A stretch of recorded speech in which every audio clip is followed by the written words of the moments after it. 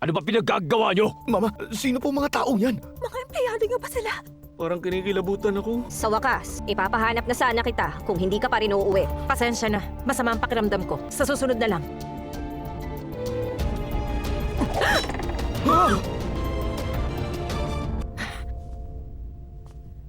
Baliw na ba kayo? Masama ang pakiramdam mo kaya sa susunod na lang. Sa tingin mo, aabot ka pa niyan bukas? Chairwoman! Makinig ka! Sabihin mo nga kung paano mo ibabalik ang 8 million ko!